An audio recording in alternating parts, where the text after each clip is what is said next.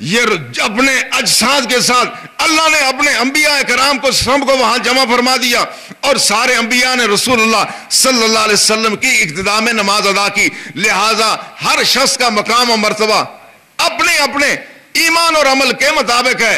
انبیاء کا مقام اتنا بڑا اور بڑا ہے، اور امام الانبیاء کے مقام کا کیا کہنا. ان کی زندگی، ان کی برزخی زندگی عام انسانوں کی برزخی زندگی سے بہت مختلف ہے.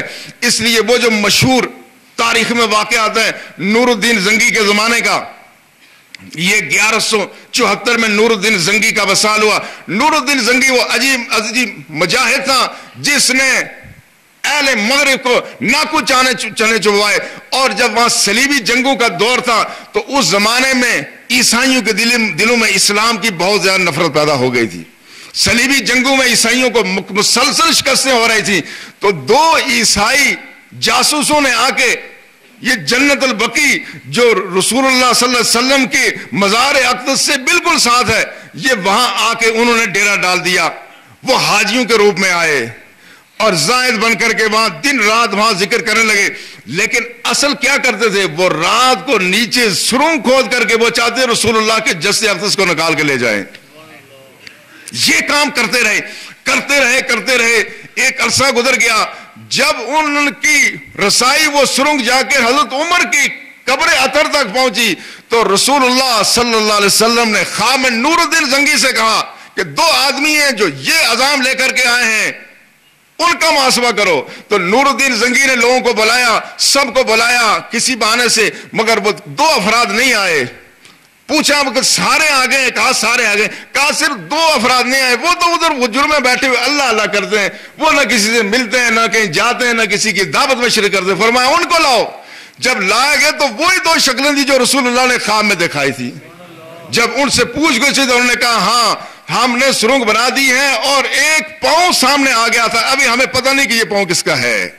تو نور الدین زنگی خود اسی سرنگ میں گئے اور وہاں جا کے دیکھا وہ حضرت عمر کا پاؤں تھا، اور حضرت عمر کو وصال کیے ہوئے 500 سال کا عرصہ گزر چکا تھا. نور الدین زنگی کے زمانے میں اگر حضرت عمر کا پاؤں ابھی محفوظ ہے تو جس پر کلمہ پڑھنے کی برکت سے عمر کو یہ مقام نصیب ہوا، ان کا کیا مقام ہوگا. یہ ہے اللہ کے انبیاء کا وہ مقام اور مرتبہ ہے جس کا تصور نہیں کیا جا سکتا. یہ حضرات اس جہان میں بھی موجود ہیں، اپنے مقام و مرتبے کے اعتبار سے اللہ ان کے ساتھ معاملہ فرماتا ہے اور اہل دنیا کو فائدہ بھی پہنچاتے ہیں. اس لیے یہ بات مسلم ہے. سارے یہ بات کہی تو سب نے ہے، اور اہل مغربی یہ بات کہتے ہیں، ان کی بات سطحی ہوتی ہے.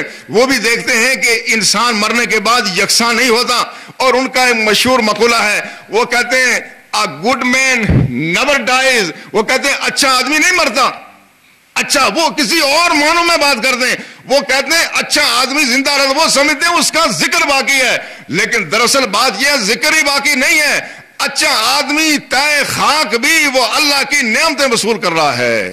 وہ تائے خاک بھی اس کے وجود کو اللہ نے وہ صلاحیت بخشی ہے کہ اللہ اس وجود کی قبر کی تاریکیوں میں بھی حفاظت فرماتا ہے. جس وجود نے اس دنیا میں اللہ کے احکامات کی حفاظت کی ہے، جس وجود نے اپنے بساط میں نافرمانی سے اپنے آپ کو بچایا. اس لیے اقبال نے کہا جوہر انسان عدم سے آشنا ہوتا نہیں، آنکھ سے غائب تو ہوتا ہے فنا ہوتا نہیں. وہ جو انسانیت کا جوہر ہے، انسانیت کا جوہر کیا ہے؟ انسانیت یہ لفظ ان سے بنا ہے جس کے دل میں اللہ کی محبت ہے اور جس کے دل میں اللہ اور اللہ کے رسول کا پیار ہے.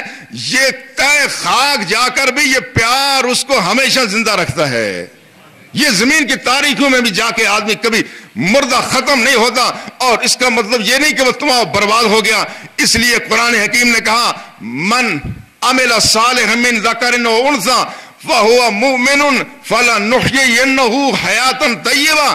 فرمایا جو شخص ایمان کی حالت میں ہو اور اعمال صالح کریں ہم اس کو بہت اچھی زندگی عطا فرما دیں گے. یہ مختصر سی زندگی نہیں جو 10 15 20 40 50 60 70 100 سال کی زندگی ہے، بلکہ وہ جو زندگی کا تسلسل ہے. اقبال نے کہا تو اسے پیمانہ امروز و فردا سے نہ ناپ، جاویداں پہم دوا ہر دم جواں ہے زندگی. یہ اپنے پیمانوں پہ ہم ناپتے ہیں کہ فلاں مر گیا زمین کے نیچے چلا گیا. اقبال کہتا نہیں، ہر دم جواں ہے زندگی. یہ زندگی ہمیشہ جواں رہتی ہے.